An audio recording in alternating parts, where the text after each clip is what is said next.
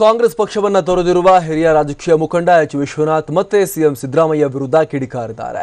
ಮೈಸೂರಲ್ಲಿ ಸುದ್ದಿಗೋಷ್ಠಿ ನಡೆಸಿ ಸಿದ್ದರಾಮಯ್ಯ ವಿರುದ್ಧ ವಾಗ್ದಾಳಿ ಮಾಡಿರುವ ವಿಶ್ವನಾಥ್, ಸಿಎಂ ಸಿದ್ದರಾಮಯ್ಯ ಮನುಷ್ಯರಾಗಿ ಬದುಕ್ತಾ ಇಲ್ಲ, ಕಿರುಕುಳ ನೀಡಿ 40 ವರ್ಷಗಳಿಂದ ನನ್ನ ಜೊತೆಗಿದ್ದ ತಾಯಿಯನ್ನ ಬಿಡುವಂತೆ ಮಾಡಿದ್ದಾರೆ, ಅವರಿಗೆ ಒಳ್ಳೇದಾಗುತ್ತಾ ಅಂತ ವಿಶ್ವನಾಥ್ ಕಿಡಿಕಾರಿ ಪ್ರಶ್ನೆ ಮಾಡಿದ್ದಾರೆ.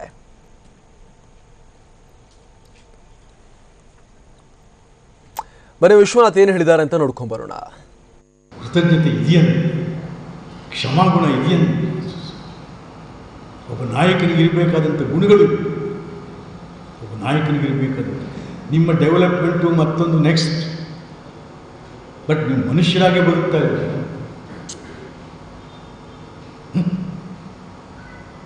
ಅದೇ ನಾನು ಅಲ್ಲ ರೀ, ನಾನು ಎಂಥ ಈ ಕಿರುಕುಳ ಎಂಥ 40 ವರ್ಷದ ತಾಯಿ ತೊರೆದು ಹೋಗುವಂತ ಮಾಡಿಬಿಟ್ರೆ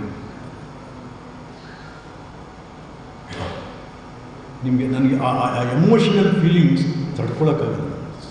ಕಾಂಟ್ ಎಮೋಷನಲ್ ಫೀಲಿಂಗ್ಸ್ ಇದೆಯಲ್ಲ, ಆ ಭಾವನಾತ್ಮಕವಾದಂಥ ಸಂಬಂಧಗಳು.